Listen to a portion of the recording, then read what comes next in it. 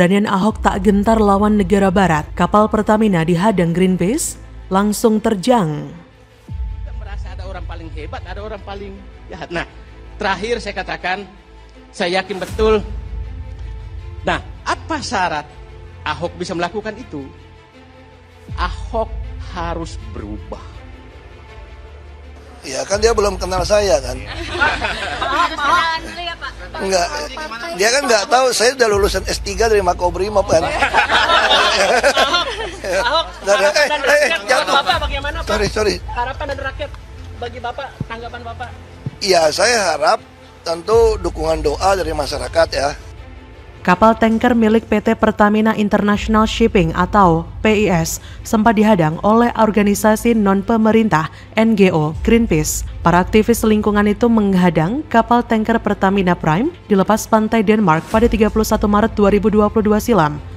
Meski ternyata kapal Pertamina Prime yang dicegat Greenpeace dan Marks yang sedang disewa untuk membawa minyak ke Tiongkok, lembaga non-pemerintahan itu mengajak agar negara-negara di dunia tidak membeli minyak dari Rusia, sesuatu yang justru dilakukan oleh Pertamina. Siapkah Komisaris Utama Komut Pertamina, Basuki Cahayapurnama alias Ahok, melawan negara-negara barat demi pemenuhan suplai minyak Pertamina? Keinginan dan hasrat akan kehadiran dia di sisi kita kerap menjadi hal yang tak tertahankan. Paling tidak, mengetahui kabar dia yang dulu pernah ada untuk kita merupakan hal yang dirasa cukup.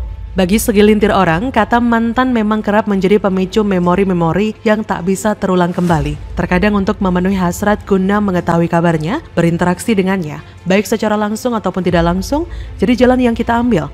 Memperhatikan akun-akun media sosial miliknya, misalnya, memang menjadi salah satu cara yang kerap timbul.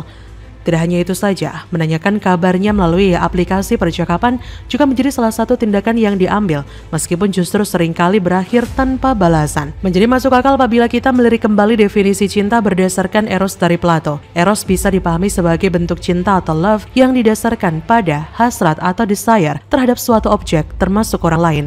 Mungkin hal yang sama bisa saja terjadi pada Pertamina. Baru-baru ini dikabarkan ada kapal tanker Pertamina Prime yang dicegat oleh Greenpeace Denmark karena membawa minyak yang dibeli dari Rusia. Menariknya, minyak yang berasal dari Rusia ini muncul di saat-saat yang sulit bagi Pertamina. Dengan naiknya harga minyak dunia, berujung pada kenaikan harga bahan bakar minyak di pasar domestik seperti Pertamax, Rusia muncul menawarkan minyak dengan harga yang murah. Boleh jadi inilah eros baru dari Pertamina, di mana Basuki Cahayapurnama, BTP alias Ahok, menjabat sebagai komutnya. Minyak murah Rusia mungkin bagai fata morgana yang dihasratkan di tengah gurun kering.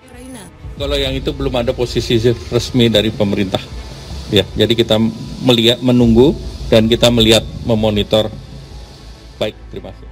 Itu yang import dari Tiongkok. Kasus-kasus itu menunjukkan dia tidak biasa dengan good governance.